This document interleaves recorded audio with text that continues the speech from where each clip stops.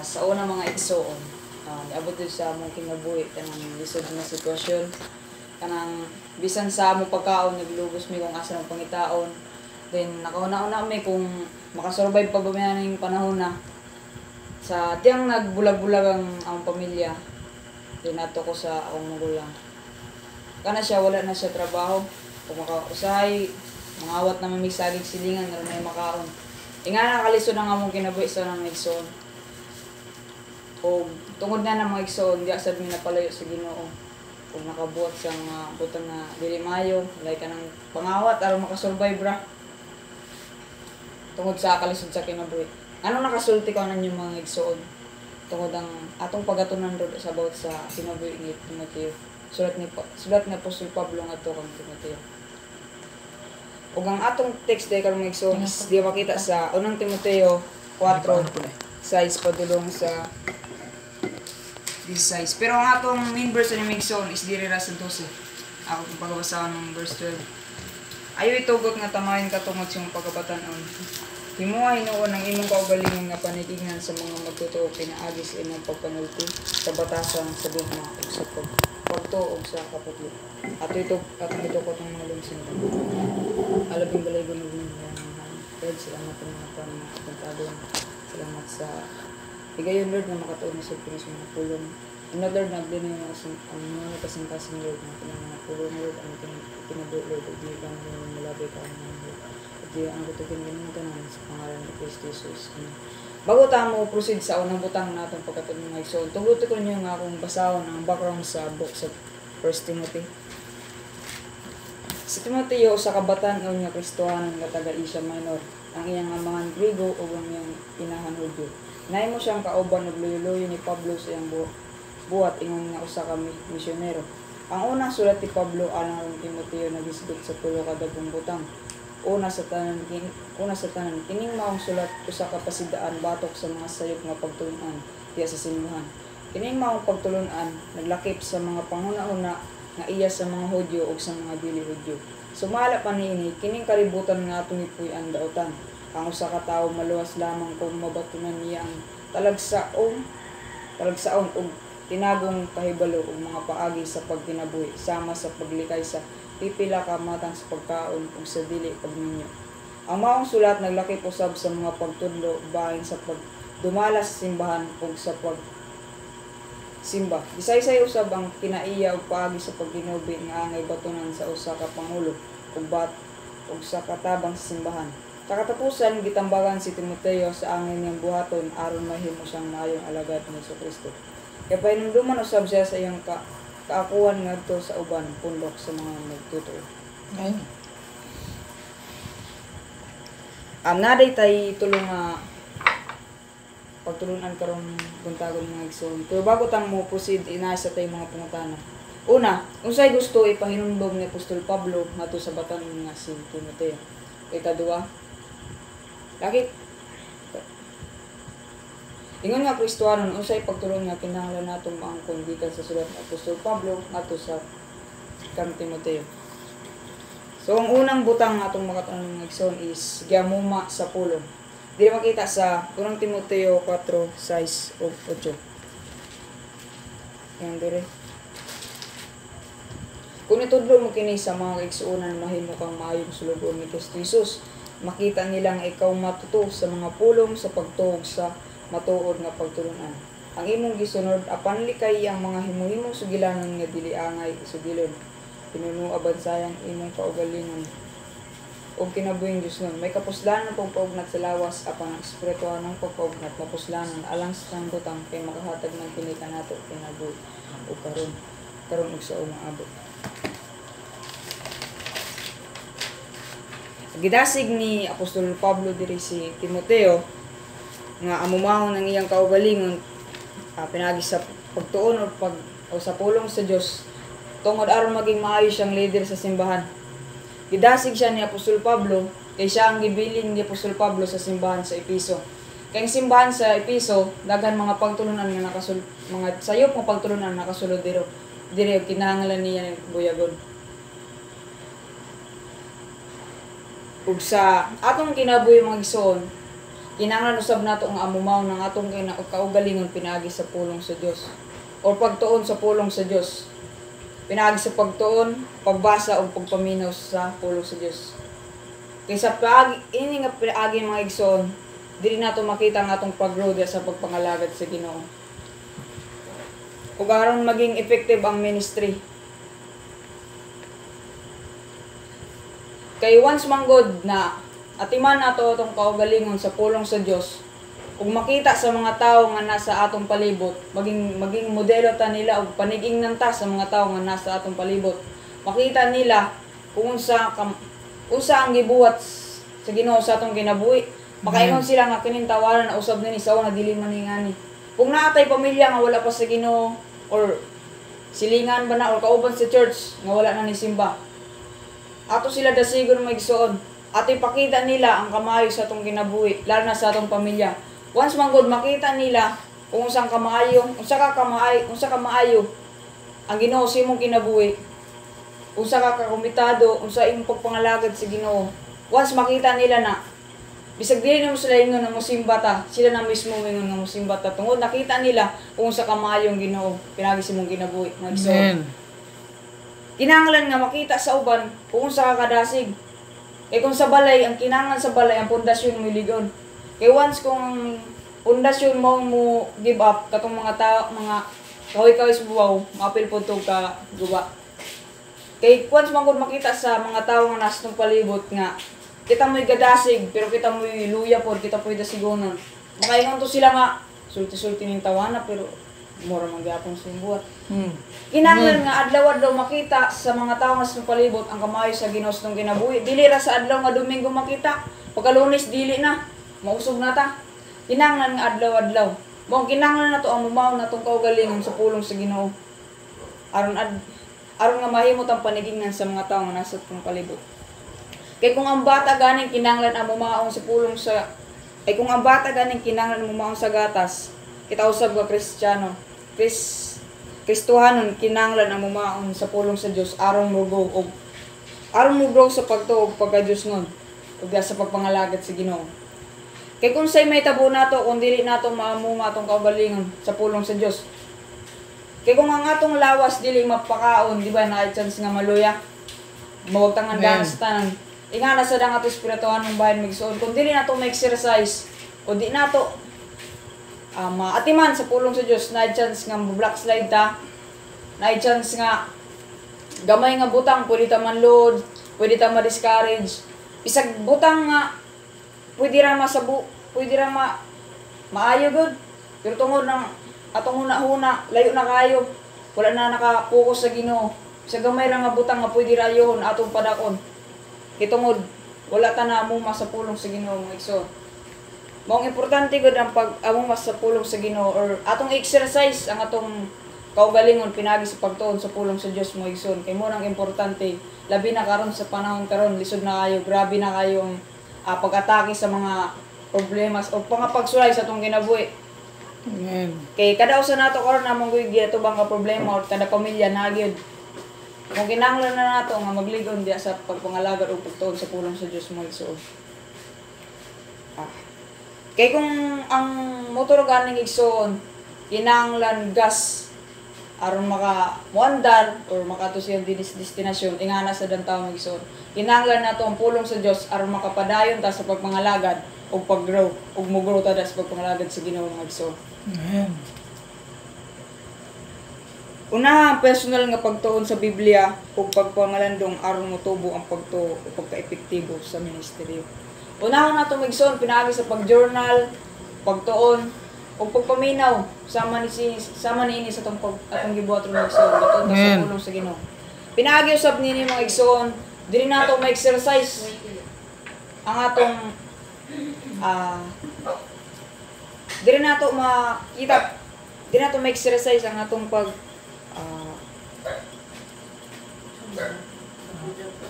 atong pagtuon sa pulong sa Ginoo. Pinaagi ni maamuma natong kaugalingon ug ma-remind ta mga igsoon kung naman tay nabuhat nga dili maayo pinaagi sa pulong sa Dios mga igsoon mapahinumduman ta.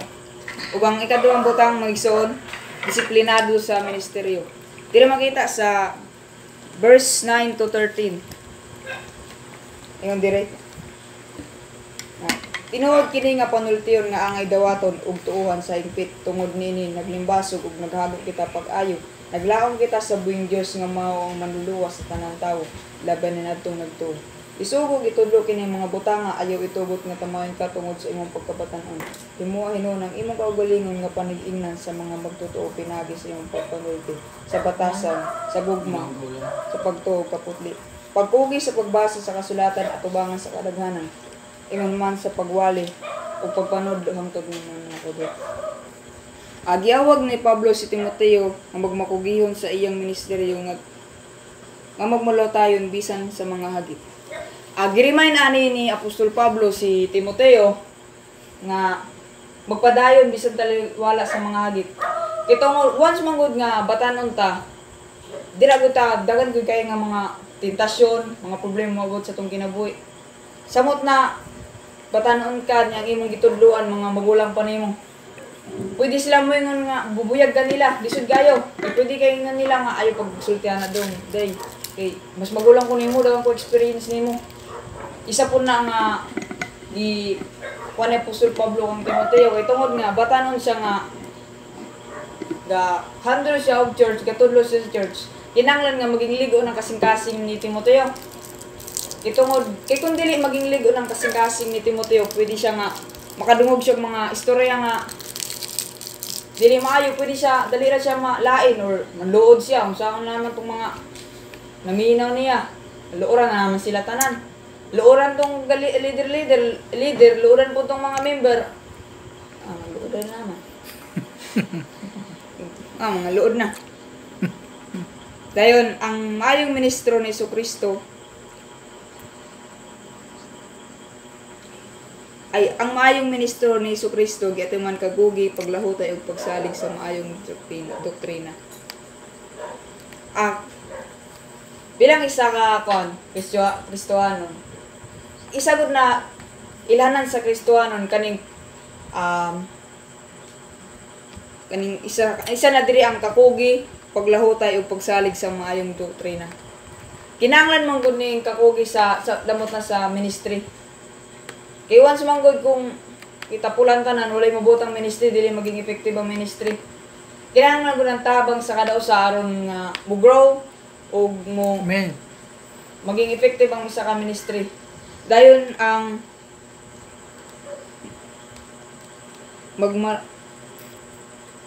ang paglahutay. Isa gud nga lisod buhaton kaning paglahutay. Kay usahay mangod mahira ta sa istorya pero lisod tas buhat. Mingon ta nga kaya nato ni buhaton. Example nga mag-jogging ta ato abot tag tayasan, kaya nato na. Pero napas tunga-tunga, sakita na kasi mong kilid, di mo kaya. Pero may kay kasi istorya, inganaw sa pagpangalagad sa Ginoo nga Igsoon. Kinahanglan og paglahutay, dili lang sa istorya ta kinahanglan nato pakitaan sa buhat.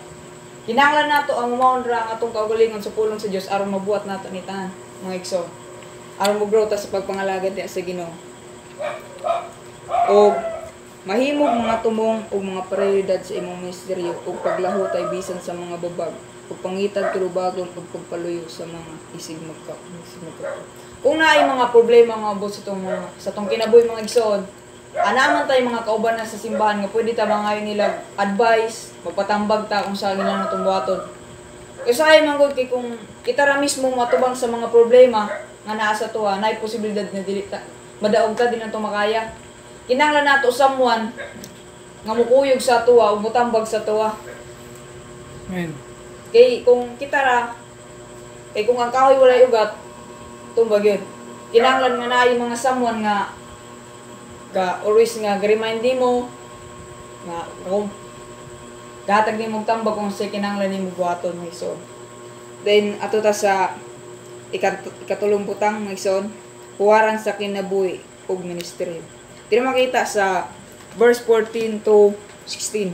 Ingon dire, gamita ang espirituhanong gasa nga nadawat mo sa diyang nanulti ang mga propeta. Samtag nagpandong kanimo ang ilang kamot ang mga kadagkuan sa simbahan ug buhata kining mga butanga sa matinud-anon gayud aron makita sa tanan ng imong pag-uswag. Bantay ang imong kaugalingon ingon ng imong pagpanudlo. Buhata kini kanunay kini inyong pagiyang maluwas ng imong kaugalingon ug mamati. Sa ato kinabuhi magigsoon nay mga gasa o nay mga gift nga gihatag ang Ginoo sa ato ang mga igsoon. Tagsa-tagsa na ato na itay gasa, nay gasa nga gihatag ang Ginoo nato. Isa na ni kung nakay gasa sa nakay talent sa pag-share sa pulong sa Ginoo. Pwede nimo ni gamiton ng mga igsoon. Kung saay mong gud sa ato labi na sa or sa to mga batanon. Kung saay mong gud kung natay talent dili nato gamiton para sa pagpadaisig dingog sa Ginoo. Usahay man gud pag natay mabuhat kinahanglan nga i-appreciate sa mga taong nasa tong palibot mo sa tong nabuhat. Ganahan dili ta ganan nga mapasidong ang Ginoo. Kinahanglan nato nga kita gyud pasidunggan nga kita gyud gabuhat ani. Kinahanglan nga unsang naa nato ron kinahanglan nato buhaton aron mapasidunggan ang Ginoo. Kay kaning tanan gikan sa Ginoo gipahulam lamang ta mga igsoon. Ang usa ka maayo ministeryo ni Jesucristo giatiman sa usa ka kinabuhi nga integridad, kaluoy ug pagpaubos. Ang isa ka Kristohanon mga igsoon dili magarbon, mapaubsan mga igsoon. Kay once man God kung tanan nga tawo na sa simbahan walay pagpaubos. Kinahanglan ang pagpaubos mga igsoon kay kung ang kada isa na sakto naman tanan walay may mo paubos ba walay may mo ano mo paubos kay kung ang kada isa mao gyud sakto walay mabuhat migsoon buda ko panahon ng problema ug dili maging epektibong ministry. Kinahanglan ra igsoon ang pagtabangay mga igsoon aron maging successful ang ministry. Kay unsa may gasa nga naa sa tuwaron ato nagamiton para pagpasidungog sa Ginoo. Aron maging modelo ta sa mga tawo nga nasa atong palibot, nasa atong society, sa atong barangay. Ato ra ipakita ang pagkamaayo sa Ginoo. Kay na atong nidawat nato si Jesus Christ. Dito na nausog na nga atong nawala na tong mga kaagi nato sa una. Dira nila makita kung sa ka sa Ginoo pagbago. Once makita nila na diyan na sila makaingon nga grabe kini tawanan. Tawo na digin nga ni. Pag nakita nila na, mingon sila nga simba. Ito na ako musimba dito. Pag nakita nila sa imo, pero pag dili nila makita sa imo, di yun na sila ikaw pa na pasimba ni Domingo. Wala yun. Pero once makita nila sa imo, sila mismo mingon mamukuyog sila. Nakita nila ang kamaayo sa Ginoo, ang kamaayo sa Ginoo sa imong kinabuhi mga igsoon. Pag ugmad og makanunay nga inadlaw-adlaw nga devotional sa kinabuhi. Unahon ang pagtuon sa Biblia ug pagampo. Kinahanglan mong igsoon nga taga natog time ang pagtuon ug paghatag time sa pagtuon sa pulong sa Ginoo. O pag-journal magsun kay sa pinaagi ni ini diri ta mo grow sa pagpangalagad sa Ginoo. Kinahanglan na nato ang mumaw na tong kaugalingon o timano na to tong kaugalingon sa pulong sa Ginoo aron mo grow ta sa pagpangalagad. Okay, bisag unsa nga moabot sa tong kinabuhi basta naata sa Ginoo. Natay armas. Di ta matarog. Mga igsoon. O pag imong espesipiko masukod nga tumong alang sa imong ministeryo ug pangitag tulubagon gikan sa mga isig magtutog. Kanunay nga timbang-timbang ang imong kinabuhi ug ministeryo, pagpangita og feedback gikan sa uban ug paghimo og mga kausbanan aron mas tukma ang pagpakita nga ibang sa ebanghelyo. Manindog ta maigsoon. Labing dalaygon ug ninyo Lord salamat ang pangtagon. Salamat sa pulong namin Lord. Salamat Lord sa pagpray mo Lord. Lord, kinahanglan gyud namo nga mao na mo kagalingon lagi sa mga pulong Lord. Kay aron bisag unsa nga problema nga ubot sa mga kinabuhi Lord, kung kaya na mong Lord ug kalawatan ug magumit sa pagpangalagad sa inyo. Pagrubisan pa sa pagbulag-bulag sa kadasahin na Lord na ikaw mag-aaliyay, ikaw mag-protect ka Lord sa kauna gusto ni Lord na makaabot mi sa mga pagsakit sa mga pinamalay Lord na sa Lord. Kung di na ako ito ganda mo tanan sa pangalan ni Kristo Jesus. Amen.